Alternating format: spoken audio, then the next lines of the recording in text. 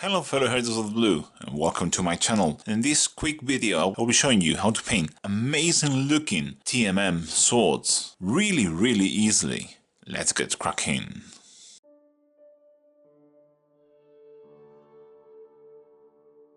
As you can see, we're starting from a base coat. In this case it's Vallejo metal color silver. If you don't have something like Vallejo metal color, you can use Ironbreaker for GW. The tone is really similar. So our first step will be to start creating the gradients using Gryph Gray. With TMM, what you want is a gradient starting from one point to another, from, for example, for light to dark, and on the opposite side we will do the opposite way, from light to dark. So what I will do is start brushing Gryph Gray from the lighter area and then in the brushstroke in the darker area.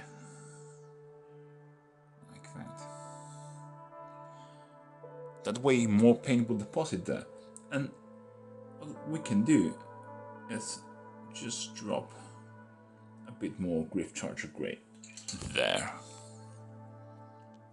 What is very important is you try not to place your miniature vertically, because the contrast paint will drop down. You want to place it as flat as possible in your table. And the same from here, starting from the light and ending the brushstroke there on what will be the darker side. So if it's dark here, it will be light here. So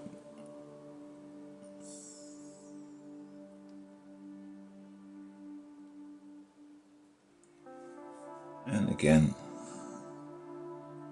exactly the opposite on the other side. Just like that. Our layer of Gryph Gray is now dry, and as you can see here it's settled more or less well, but here on the back it's settled more towards the middle. That can happen. It's because of what the sword shape is. It tends to flow towards this part because it's thicker at the tip actually. So what we'll do is reinforce all our shadows. So instead of doing an all over layer this time, I'm just going to concentrate Gryph Gray towards the tip.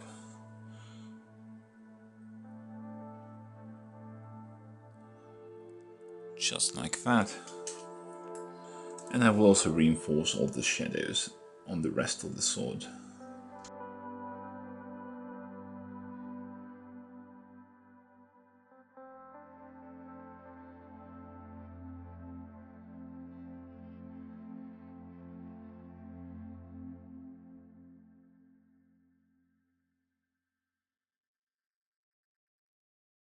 Our second layer of Gryph Gray is dry, and you can see that it looks much better.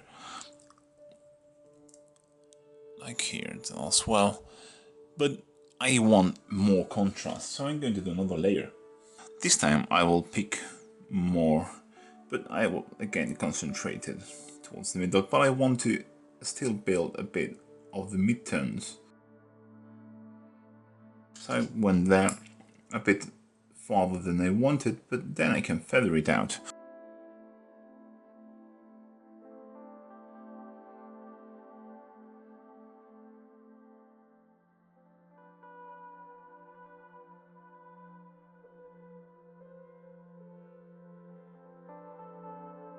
Right here is already dried, so I'm going to do just a bit more contrast towards the tip. Here and here. That part is already dry, so a bit more. So as you can see, each time just take less space. Of course, Gryph Gray is really good for this because it's quite transparent, so it works really well for this kind of thing, and it also has a green-blue tint that I really like. Our shading with Grief Charger Grey is dry and it's now done. And this is the level of contrast that I personally like. But you can go even further, you can add a bit of black to those corners to make it even more contrast. But now I'm going to move into the highlights, and for this I'm going to use a scale 75 heavy metal. But if you don't have heavy metal, you can use Stormhost Silver, which is very similar. You can see they really look quite close. And for this I'm going to turn my heavy metal into a kind of a glaze. You can see how it is. It's really nice. And I'm going to apply it in the opposite direction that I did the Grief Charger Grey. And starting from about the middle part, I'm just going to glaze it in the opposite direction, overlapping a bit of what we did with Grief Charger and covering the whole blade. This is a bit lighter than the silver. It's also a bit less shiny, which is good because even though the metal color is really nice, it is ridiculously shiny, so sometimes that is not what we want. Again, apply it, and if you find the transition point is a bit harsh, you can always come with a clean brush and just tidy it up, because I will pick up that later. As with the Grief Charger Grey, I'm going to do a couple of layers of this very thin glazing. This is the second one.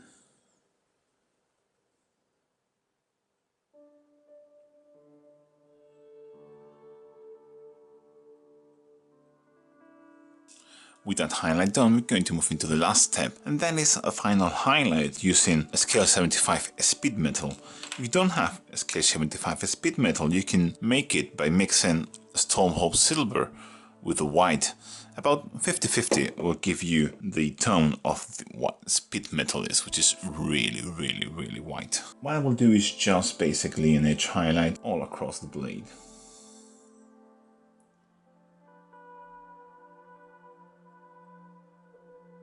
Keep this very thin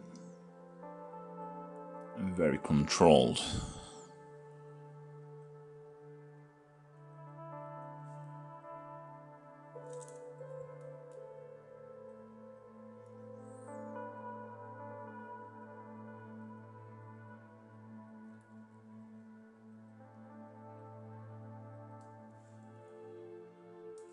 And I will also pick the middle ridge with this.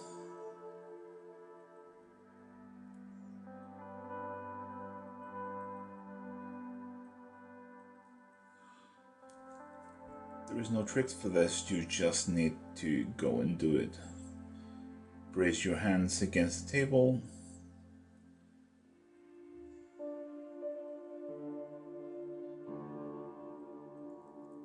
And just try and do the thinnest line you can in the middle.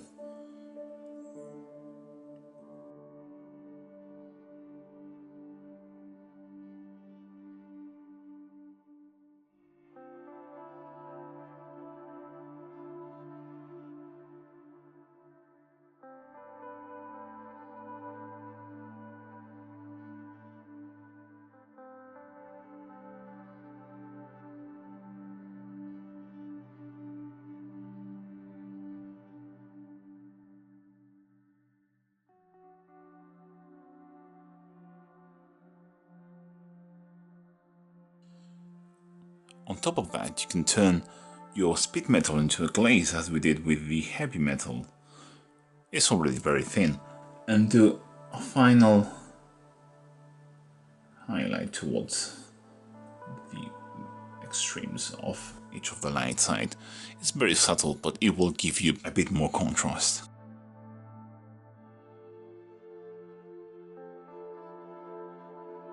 And with that last step, our sword is completed, and I wanted to show you the full process with no cuts, just for drying times, of course, just to show you that this can be really easily done. It's not complicated at all. Just take advantage of the tools you have, and remember that when you're doing glazes, directionality is key. Move your brush in the right direction and you will get stunning results. So thank you very much for watching, guys. I'll catch you in the next one. Bye. Do you want to decide what I paint in the channel or want direct feedback from me? Then consider Patreon. You have the link to my Patreon in the description below. Patreon helps me do all the cool projects that I want to make and helps me improve the quality of my videos. Don't be afraid, no content will ever be hidden behind a paywall, but it's a nice way to help me and you will get something back for your generosity. As I said guys, thank you very much for watching.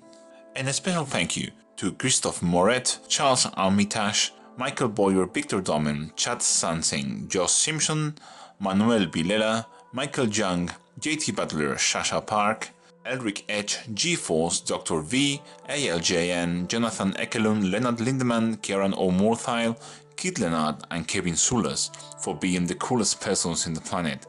Be like these fine folks, join my Patreon and take control.